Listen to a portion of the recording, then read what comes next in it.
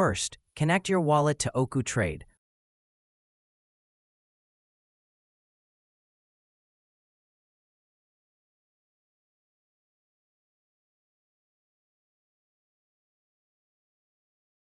We are currently on the Position Manager page.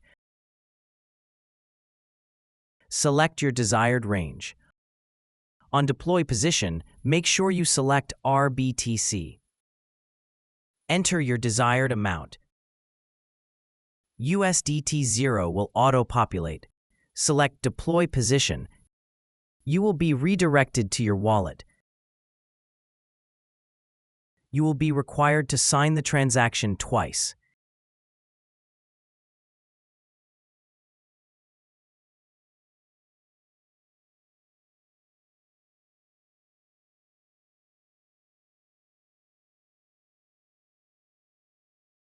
And that's done.